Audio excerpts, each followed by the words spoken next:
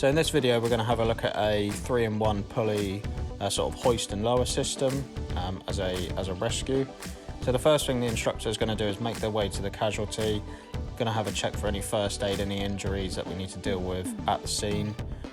Once you're happy that they don't need anything, the instructor is then going to start to get their work positioning out. We're going to attach that onto the cable, and that's just going to give you a bit of a stable base to work from should the casualty sort of reach out and try and grab you for a bit of extra support. Once that's done, we're going to start getting the rescue kit ready. Again, being really mindful not to sort of get anything too close to the casualty. That's going to come straight out of the bag and attach onto our belo wire, element wire. Because we're using the Kudu Pro system, we're going to need the key. So the rescuer is going to take that out and just attach it somewhere for later on. And then we're going to take the lowering device off of the bag as well and just keep that at the top for the time being. We don't want to be dropping the bag down with the device attached to it. Over time, that's not going to do the device any good. So just clip that somewhere out of the way for later. Before dropping the bag, make sure the area is clear, and you want to decide which side you're going to go. So if there's an element and you need to go through the middle, you can do that. Once the bag is on the floor, the ground instructor is going to make a smiley face ready for the lowering device to be sent down to them.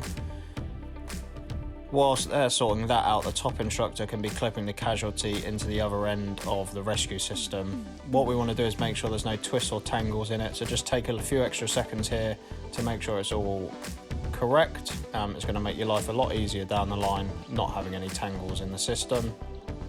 Once they're attached, we're going to sort the lowering device out, so we're going to take that off our harness and send that down to the ground instructor, and then they can start to get that attached.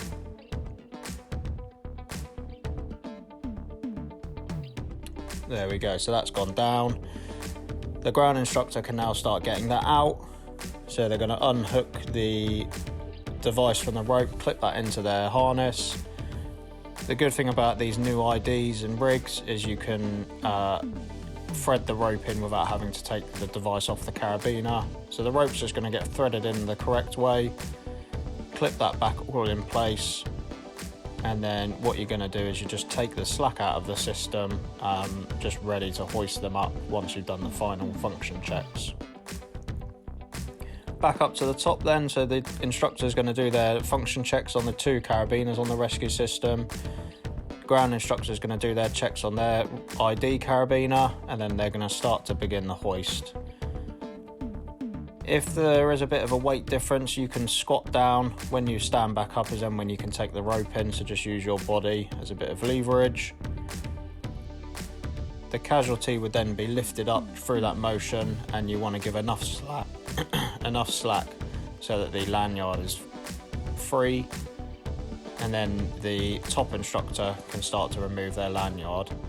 Always confirm that the ground instructor is ready. They've got both hands on the tail of the rope before about removing this system. Use the key to take that off, and then what you're going to do with that carabiner is just attach it into the rescue kit just as an extra backup for the lower. Their weight is now all on the ground instructor, and between you both you can now start to lower the person down. You might need to move obstacles out of the way, you might have to push them away from things. In this scenario, if the casualty is conscious, you can ask them to push away as well. Again, good lowering technique.